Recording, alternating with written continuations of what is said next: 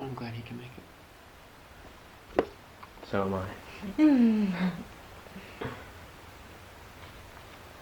What's going? The iPhone is to get a reverse of me. I watched a video of Joss this morning, and he said if you've got an iPhone, you can make a film. I was like, okay, I'm gonna get myself on this. Oh, sweet. Yeah. So I'll just do a silly introduction to this, and then I'll speak to you guys. Great. So. Good morrow, readers of What Culture. I am joined here today by Amy Acker and Alexis Denisof. Am I saying that right? Perfect. I'm terrible at saying names, it's sort of my thing. And they are the stars of Joss Whedon's new movie, Much Ado About Nothing, an adaptation of the William Shakespeare play. So first question, how art thou? You go and break it out. What you got? Yeah. Hip hop Shakespeare. I wish. Good though. Yeah, good. Good. Yeah, this whole is not going to be conducted in Jacobean language. That is as much as my muscle goes in that respect. But yes, just to begin with, the film, it had an interesting production in that it was made in 12 days, just under 12 days. Mm-hmm. How was that? Well, it sounds crazy when you say it.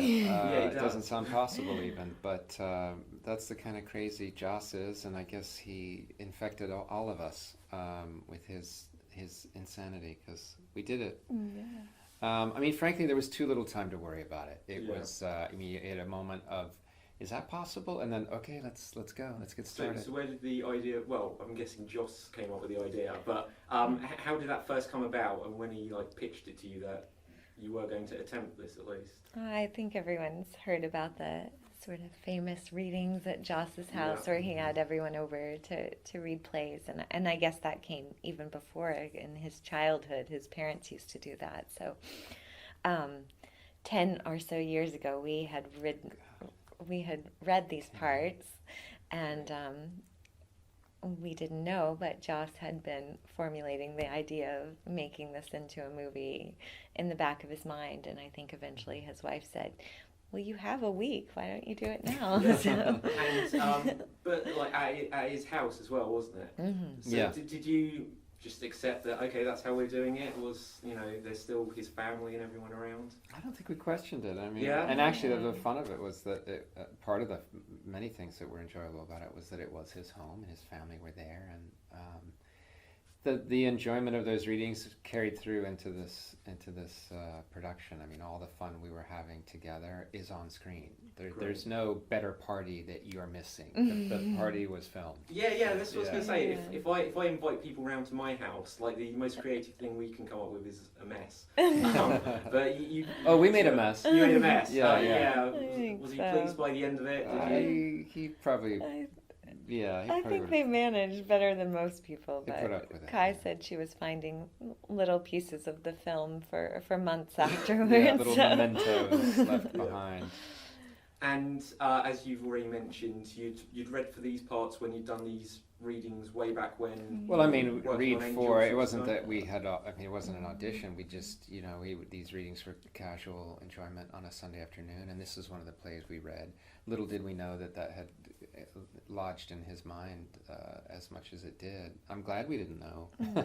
Probably would have been even more nervous. And I think over the years we were reading other plays, and then and honestly we haven't read them for a while because we've all had children, and he's been a little bit busy with another side project. But during that time, technology escalated, or it sort of sped up to the point where he could actually do it.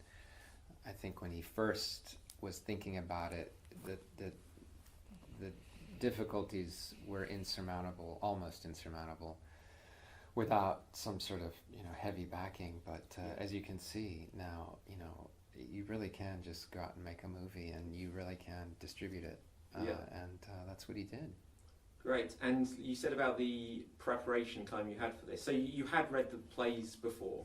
I think I read, we've got some notes we were given, that you'd actually done Much Ado at some point. Had you played Beatrice before? No, I played Hero. Oh, you played Hero? Yeah. Right. And So you were at least familiar with it, having like worked on it. Yeah. You'd both done a reading. So when you found out you were doing this, how much time did you have to prepare? Because Shakespeare is obviously the language, and everything else preparing for the role is no simple task. I think we found out a little less than 3 weeks before we started shooting. I think the whole process from the time he told us until the time we were done was a month. So Yeah, I mean, you'd probably rehearse the play in that time and just get it ready to show people maybe in 4 to 6 weeks. But by then we were done and wrapped and all kind of walking away, smiling that we'd had the most fun ever. I mean, it was funded, let's be honest, with love, not money. And people were there because they wanted to be there, because they like Shakespeare, or they like each other, or they like Joss. I mean, it wasn't, this was a passion project. Right. Like you said, you like Joss, not Josh. Okay, see, I tell you, a terrible name. So did you think that's like a good connection, a good friend to have when he comes up with doing a Shakespeare movie in 12 days, in less than 2 weeks? It's a good connection to have. Well, I mean, that's one reason, for sure, but it's not the only one. No, I mean, we're friends. We're genuinely friends, and that makes something like this so much more enjoyable and maybe even possible, because I don't know if in 12 days with strangers you could really get it together to do it in that short You're all part of his affectionately named Whedon-verse, aren't you? Yes.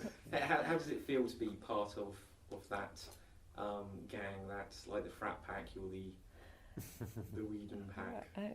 I feel like we're pretty lucky. I mean, he's a great writer and a great director, and has this group of fans who are willing to follow him along any crazy path that he takes, whether it's doing a Shakespeare play or Dollhouse or Avengers, and it's just been I mean, I can't think of something that would be a better gift for an actor to have. Yeah. So, but after like a lot of the things that he's really known for, Firefly and Angel and Buffy, and then like taking on the Avengers and all this, then it's Shakespeare set in a modern time, which I'm guessing was like to do with, like, as you say, like budget sort of things, that you couldn't have all the ruffs and codpieces and corsets, etc. I don't think we would have done it even if that was Really? affordable. No, I mean,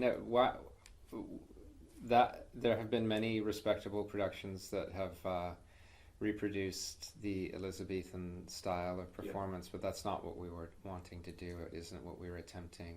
To us, it was not a limitation that we were in our own clothes or at Joss's house. It was an advantage. So we wanted to find our own version. Perhaps we could just try the ruff on or see how it feels. No, it was really an extension of the readings, which the readings you could come in your flip-flops and tank tops, you know. It was just you are who you are, and this had a little bit more pageantry to it because we wore suits and nice dresses. So that's our version that was of our ruffled collar. Yeah, absolutely. So obviously Beatrice and Benedict were in this love-hate relationship to begin with before they're tricked into finding love by the end. Well, not tricked, but sort of persuaded into finding their love, which perhaps they don't recognise at first. How was that playing with that relationship and your interpretation of the roles? I mean, I think that's the heart of the play, and that's what makes it such a fun play to do, is that you get to play so many different parts of the relationship from the beginning to the end, and I mean, it's the template for all romantic comedies that have followed, and in addition to that, you get to say this beautiful poetry that Shakespeare wrote. So. And for you? Oh, I can't. I mean, a perfect answer. Yeah, I agree. You agree. So the language, obviously, you've both got a background having done Shakespeare. You've done quite a lot of it.